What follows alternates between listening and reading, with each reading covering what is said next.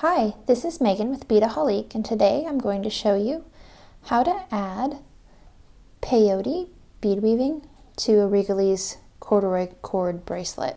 I have here an example where I've made a slider bead out of a piece of peyote stitch bead weaving. I'm not going to show you the actual weaving. We do have a video on how to do flat even count peyote stitch, and that's the easiest way, or this one here uses flat odd count peyote stitch. I'm just going to show you kind of how you plan it out and how to attach the beads together at the back to zip them up and use them on the bracelet. So when you are planning your piece of bead weaving, I have one here I already did.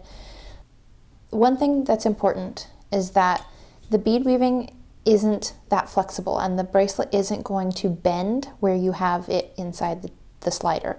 So don't make it too wide. This one here is about 7/8 of an inch wide, and this one is also about 7/8 of an inch wide. They use two different sizes of beads. It's just about how big I did it. I wouldn't go over an inch. I followed simple patterns on these ones, and I gave them both a border edge just because I liked the way it looks clean and finished on the edges, but you can design whatever you want. You can do solid colors. You can kind of just be creative there. What you'll do is continue your pattern until your beads fit around the cord like that. This one I have it pretty tight. You can give yourself a little bit of leeway if you want it to really hold still or if you want it to be able to slide a little bit more. So now I'm going to show you how to zip up peyote stitch. With your needle still attached, don't cut your threads. You want to make sure that you're ending with your beads so that they fit together. So your last row should end with a low bead on the end if you have a high bead at the beginning, and vice versa. If you had a low bead at the beginning, end with a high bead at the end, so that when you push them together, they fit together like the teeth of a zipper, which is why we call it zipping them up. So what you're going to do is take your needle and go through the high bead on the opposite side there, and then come back to this side and go through the next high bead. And you're just going to go through all of the up beads, the high beads, the ones that are sticking up. And you don't need to pull it really tight, especially not for something that's only this wide. You can go ahead and leave it loose until you get to the end and then snug it up.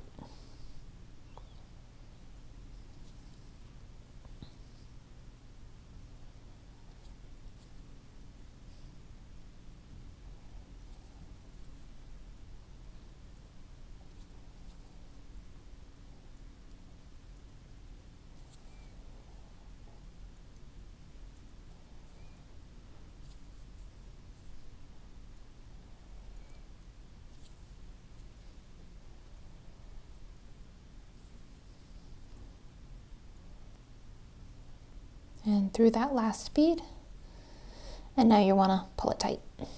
And when you flatten it out and pull it tight, your seam will disappear.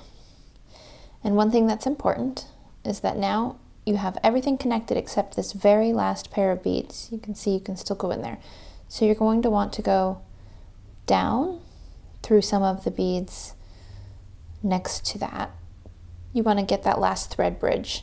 And you can work it in. It's helpful for doing your weaving in and tying off anyway.